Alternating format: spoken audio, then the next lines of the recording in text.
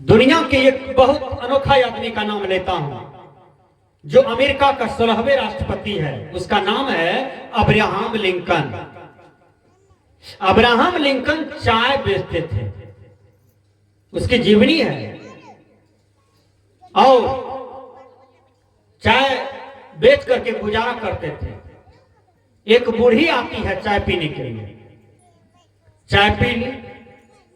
चाय का दाम 5 रुपया, बूढ़ी दे दी 10 रुपया। दुकान में भीड़ थी, अब्राहम लिंकन रुपया नहीं लौटा पाए, 5 रुपया। बूढ़ी भी स्मरण से ढीली हो गई, वो भी घर चल दी। जब भोजन करके लिंकन जी हिसाब करते हैं तो देखा 5 रुपया फाजिल है, न तो ये पूंजी वाला है न तो आमदनी वाला है, ये रुपया फजलाहा कहां से आ गया। उसको चिंता हो गई, क्योंकि वह मोहम्मद साहब की एक कोटेशन को पढ़ा था कि फिजूल का जो धन होता है वो पछता नहीं है, और धन दौलत को लूटने वाला मानव नहीं होता है, वो मानव समाज का दानव होता है, वह शैतान का भाई होता है। ये कुरान में लिखा हुआ है। इसका पालन सबको ही करना चाहिए। जब पालन करेगा तो कोई भाई का हक नहीं मारेगा, कोई पड़ोसी का हक नहीं मारेगा। हैं? कोई घर बना रहा है, सरकार दिया है पैसा बनाने के लिए, आप जाकर के ठगते हैं, देन रे 20,000, एक 20,000 हमरो छे। कब भारत विकसित होगा? आदमी अभी तक टट्टी में है, आदमी अभी तक बांस बल्ली में है। सरकार चाहती है कि भारत विकसित हो जाए, आप चाहते हैं कि पड़ोसी दुखी रहे, पड़ोसी रोवे, पड़ोसी का बेटा होशियार न हो, पड़ोसी बकलेल रहे। तो भारत विकसित राष्ट्र कैसे बनेगा? जब तक हर भारतीय पड़ोसी का हित देखेगा, पड़ोसी को सुखी बनाएगा, वह दिन समझ लीजिएगा कि भारत का भविष्य आज ऊपर हो गया, अब भारत विकसित हो जाएगा। यहां तो लोगों को विकसित होने के लिए नहीं दे रहा है। हर तरह से लोगों को पैर खींच करके नीचे गिराने के लिए तैयार है। इसलिए संतों ने कहा, कबीरा जब हम पैदा हुए जग हंसे हम रोए, ऐसी करनी कर चलो हम हंसे जग रोए। तो लिंकन जी हिसाब करने बैठे, देखा 5 रुपया फाजिल। लिंकन जी क्या करते हैं, स्मरण करते करते बूढ़ी का ख्याल आया कि वही बूढ़ी मां का ये 5 रुपया फाजिल है, मैं दे नहीं पाया और वो ले नहीं पाई। लिंकन जी क्या करते हैं, सुबह स्नान करके नित्य क्रिया से निवृत्त होकर के, और वही बूढ़ी 1 किलोमीटर से आई थी, उनका घर था। लिंकन जी गए उसके दरवाजे पर, बूढ़ी को प्रणाम करके रुपया दे दिया। रुपया मिला, बूढ़ी माथा पर आशीष दिया, कहा बेटा तुम ईमानदार हो, मैं जानता था कि तुम ईमानदार हो, तुम्हारा ईमानदारी इधर फैल चुका है। बेटा जाओ, यही ईमानदारी तुमको एक दिन बहुत बड़ा संसार की स्टेज पर पहुंचा जाए। और वही अब्राहम लिंकन अमेरिका का 16वें राष्ट्रपति बना, जो आज अमेरिका में उनका पूजा होता है। विचार कीजिए, हर आदमी का सोच ऊपर हो, हर आदमी का विचार ऊपर हो, विद्या ऊपर हो, धन ऊपर हो, हर आदमी का हर शक्ति ऊपर हो। बोलिए यह देश, यह समाज कितना ऊपर जाएगा, जितना कि हम सोचते नहीं हैं। इसलिए विकसित भारत को विकसित बनाने के लिए हर आदमी का सोच ऊपर होना चाहिए। आज देखिए, हम लोग कहीं बैठ जाते हैं, कहीं बैठ के खाने लगते हैं, कहीं खड़ा होकर के खैनी मांग के खाने लगते हैं। खैनी खाने वाली की बात मैं कह देता हूं, खैनी खाने वाला भिखमंगा हो जाता है,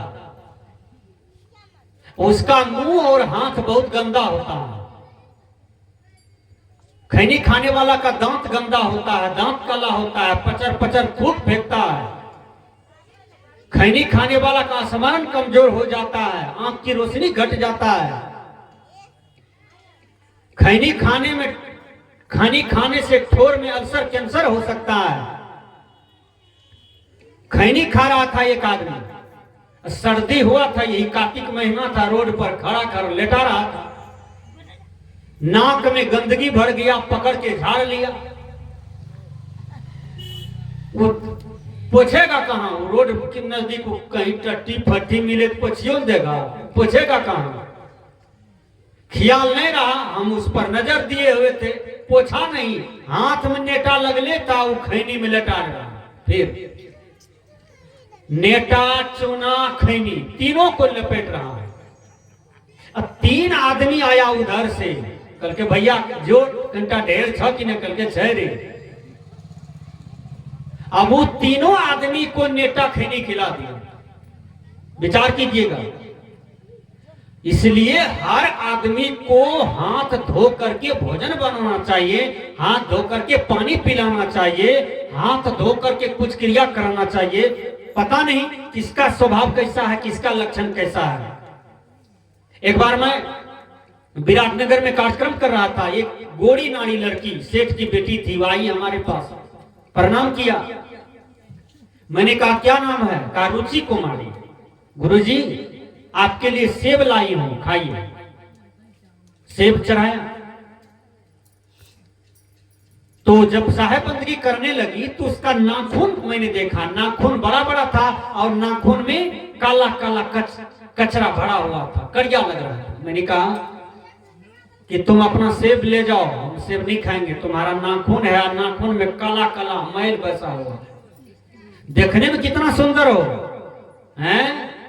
बंबई का हिरवान फैल हो जाए, इतना गोरी हो, इतना सुंदर हो, लंबी पतली हो, लेकिन ये कौन सा गलत संस्कार है? नाखून बढ़ाती हो, नाखून में काला कचरा पड़ा हुआ है, हैं? साधारण लोग तो ध्यान देगा नहीं, क्योंकि उसको विवेक ही नहीं है, लेकिन महात्मा को तो विवेक में होता है।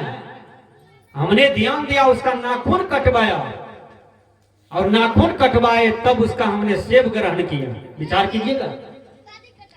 बहुत से माता बहन का आदत है, बाएं हाथ में अंगूठी पहन लेती है, और अंगूठी, बच्चा 2-4 गो बच्चा है, वो बच्चा लेटरिंग करेगा तो बच्चा अपना पैखाना अपना थोड़ा साफ करेगा, उसको होशे नहीं हुआ है, मैये बहन न साफ करेगी।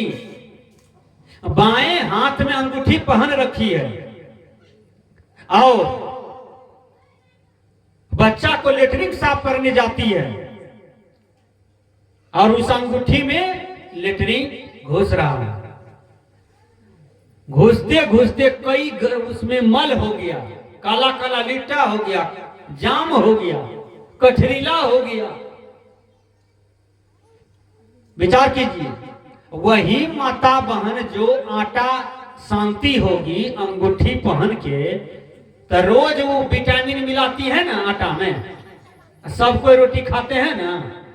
विचार कीजिए, बाएं हाथ में पैखाना घुसा अंगूठी में, और रोज आटा सानती है, आटा गूंथती है, और पैखाना खिला रहे हैं कि नहीं रोटी में सबको मिला करके? किसी को पता चल रहा है परिवार में? नहीं, ध्यान ही नहीं दे रहा है। इसलिए अंगूठी नहीं पहनना चाहिए। अंगूठी पहन करके कोई सुंदर होता है? भगवान राम की पत्नी सीता शरीर का भी सुंदर, कर्म से भी सुंदर, आचरण से भी सुंदर। विचार कीजिए, तो वैसा नारी बनिए, सीता जैसा, सती अनसुईया जैसा नारी बनिए। आंख, नाक, कान, चमड़ी, हड्डी, हाथ पैर सबके पास है धरती पर, लेकिन इसका घमंड नहीं करना चाहिए, इसका सजावट नहीं करना चाहिए, इनको केवल साफ रखना चाहिए। आपके शरीर पर कपड़ा हो तो साफ हो, आपका मन साफ हो, तन साफ हो, कपड़ा साफ हो, घर साफ हो, जिस चौकी पर सोते हैं वह चौकी साफ हो, चौकी में अठोरी भर गया है, आप केस रखे हैं ठगना तक, केस में ढेरी लीख चिल्लर ढील उधिया रहा है, तो केस भी छिला लीजिए, क्या दिक्कत है? हैं? या तो लीक चील ढिल्लर है तो उसको निकालिए। गंदगी से ये सब होता है। हमारे ऊपर में भी बाल है, हमको कभी लीक ढील नहीं है। क्यों? क्योंकि मैं साफ करता हूं। आपके बाल में लीक चील ढील बाग भोल कैसे हो गया? आप गंदगी में रहते हैं, बढ़िया साफ नहीं करते हैं। इसलिए ये सब व्यवहार की कला है। ये सब कला सीखिए संत महापुरुष से। अंगूठी मत पहनिए। और कोई माता बहन साड़ी को मुंह में लिए रहती है, कोनिया भाग ना मुंह में लिए रहती है। अब 3-4 ठो महिला एक जगह बैठ जाएगी, एक ठो खर ले लेगी, उसको टोंगेगी, दूसरे का शिकायत बोलेगी। ये क्या बात है? खर को टोंगते टोंगते सत्तू बना दिया। ये कौन सी संस्कार है? किसी चीज को पकड़ करके उसको टोंगते रहो, ये सब संस्कार अच्छा नहीं है। आपका संस्कार में कोई कचरा ना हो, कोई कालापन ना हो, बिल्कुल मानवीय व्यवहार हो, बिल्कुल एकदम मानवता वाला व्यवहार हो। कोई आपके ऊपर में अंगुली न उठावे। आप इतना बढ़िया जीवन जी लें धरती पर, आप इतना बढ़िया जीवन जी लें। मैंने कहा कबीरा जब हम पैदा हुए जग हंसे हम रोए, ऐसी करनी कर चलो हम हंसे जग रोए।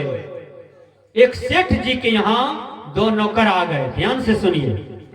और सेठ जी ने कहा हमारे यहां नौकरी पक्की होगी, लेकिन तुम मेरे प्रश्न का जवाब दे दो। कहा हमारे गांव में 2 आदमी मरा है, एक मंडल जी एक मेहता जी, और दोनों लाश मौजूद है। पता लगा करके आओ कौन नरक में गया और कौन स्वर्ग में गया।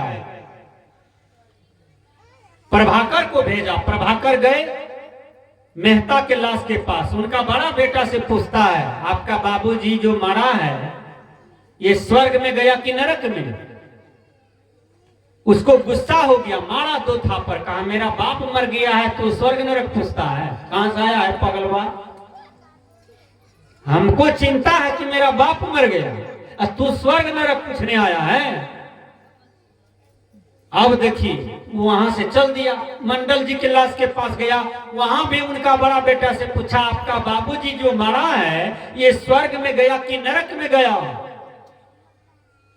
कहते हैं मेरा बाप मर गया, तू स्वर्ग नरक पूछने आया है। मारा 2 थापड़ उसको भी। हैं? दोनों जगह मार खाया। आए सेठ के पास का, सेठ जी नौकरी नहीं देते तो ठीक था, चले जाते हरियाणा हम ट्रेन पकड़ के। 4 थप्पड़ लगा है, नहीं पता चला। तब सेठ जी दिवाकर को भेजा, कहा तुम पता लगा करके आओ सेठ मेरे गांव में जो 2 लाश है वो स्वर्ग में गया कि नरक में गया। मेहता जी के लाश के पास आए। वहां पर सब कोई हंस रहा था, थूक फेंक रहा था, लोग गाली दे रहा था। कहा कि ये आदमी समाज का काम बिगाड़ा है, परिवार का काम बिगाड़ा है, भाई भाई में फुटाया है, महिला लेडीज के साथ कई बलात्कार किया है, समाज में अच्छा व्यवहार नहीं, बहुत आदमी का जमीन बेईमानी किया, पैसा बेईमानी किया। एक भी आदमी वहां पर बढ़िया बात नहीं बोल रहा था। मेहता लाश के पास दिवाकर किसी से कुछ नहीं पूछा, कलम निकाला, डायरी निकाला। हमारे मास्टर साहब है पंकज बाबू, इनके पास हमेशा कलम रहते हैं, छोटा डायरी रहते हैं, विचार कीजिए। और चुपचाप वो निकाले और लिख लिए मेहता जी नरक में चला गया। किसी से कुछ नहीं पूछा, केवल कर्म का अध्ययन किया, केवल उनके कर्म पर चिंतन किया। दिवाकर वहां से आगे बढ़ा, मंडल जी के लाश के पास गया। वहां सब कोई फूल फेंक रहा था, फूल का माला पहना रहा था। गांव के मर्र, मेंजन, वार्ड सदस्य, वार्ड पंच, सरपंच, मुखिया, जिला परिषद, साधु, महात्मा सब आए हुए थे और सब कोई आंख से आंसू गिरा रहा था कि ये आदमी समाज का वरदान था, ये आदमी समाज का भगवान था। इनको चले जाने से आज रसदमपुर उदास लग रहा है। दिवाकर देखा कि वहां सब कोई रो रहा है। दिवाकर कर्म का अध्ययन किया, मंडल जी के लाश का, और चुपचाप डायरी निकाला, वहां पर लिख लिया कि मंडल जी स्वर्ग में चला गया, किसी से कुछ नहीं पूछा। और आए सेठ जी के पास, का सेठ जी मेहता जी नरक में, मंडल जी स्वर्ग में। कहा बेटा तू कैसे जान? क्योंकि वो तो सब कुछ जान रहा था, उसका समाज था, सेठ जी सब बात जानता था। कहा बेटा तुम्हारी नौकरी पक्की, और तुम कैसे गहन किया इस बातों का मेहता लाश के पास थूक फेंक रहा था, उसकी प्रशंसा कोई नहीं कर रहा था, वहां लोग रोते भी नहीं थे, कोई था भी नहीं। और मंडल जी के लाश के पास 10,000 लोग था, सब रो रहे थे उनके लिए, फूल की बारिश कर रहा था और कह रहा था कि समाज का भगवान चला गया आज इस गांव से, यह गांव उदास हो गया। विचार कीजिएगा, कबीरा जब हम पैदा हुए जग हंसे हम रोए, ऐसी करनी कर चलो हम हंसे जग रोए। इतना बढ़िया कर्म कीजिए समाज में, परिवार में, राष्ट्र में, कि आपका नाम सब दिन रहे, और संसार से जिस दिन आपका विदा होगी तो मरने के काल में कोई घिसोट नहीं, कोई दिक्कत नहीं, कोई दुख नहीं। नहीं तो आदमी करनी देखा, मरने के काल में मरते हैं लोग, बड़ी तरफ तरफ करके मरते हैं, क्योंकि उनका पाप का समय आया है भोगने का। जब भोगने का समय आता है तो न बेटा काम देता है, न बेटी, न पत्नी, न रिश्ते नाते के लोग, न तो गुरु, न तो चेला, कोई काम नहीं देता है, न तो देश के राष्ट्रपति, प्रधानमंत्री।